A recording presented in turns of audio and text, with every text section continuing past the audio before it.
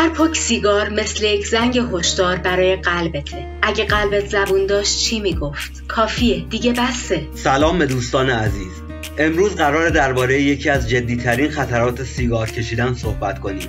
خطری که مستقیما به قلبمون مربوط میشه. بیایید ببینیم سیگار چطوری روی قلب تاثیر میذاره و چه کارهایی میتونیم برای محافظت از این عضو حیاتی انجام بدیم. سیگار و تاثیر آن بر قلب. 1. تنگی عروق خونی.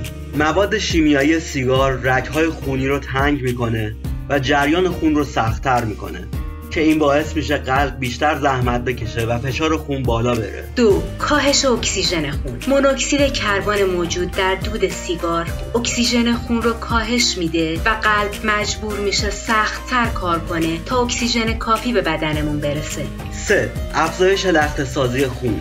سیگار خطر تشکیل لخته‌های خونی رو بالا میبره که میتونن مسیر خون به قلب و مغز رو مسدود کنن و باعث سکته بشن. 4. تجمع پلاک در عروق. سیگار چربی و پلاک‌های خطرناک رو در دیواره‌های رگ‌ها افزایش میده و مسیر جریان خون رو مسدود میکنه. 5. افزایش ضربان قلب. هر پک سیگار ضربان قلب و فشار خون رو موقتاً افزایش میده و در طولانی مدت به قلب آسیب جدی میرسونه. خبر خوب، ترک سیگار میتونه قلب شما رو نجات بده. تحقیقات نشون میده که فقط 1 سال بعد از ترک سیگار خطر بیماری‌های قلبی تا 50% کاهش پیدا میکنه. این یعنی هیچ وقت برای محافظت از قلب دیر نیست.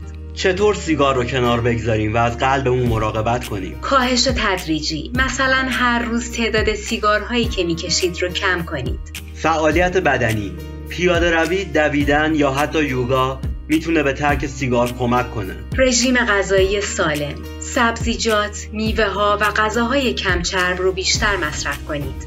حمایت اطرافیان، خانواده و دوستانتون رو در جریان بذارید تا تشویقتون کنن. مشاوره حرفه‌ای.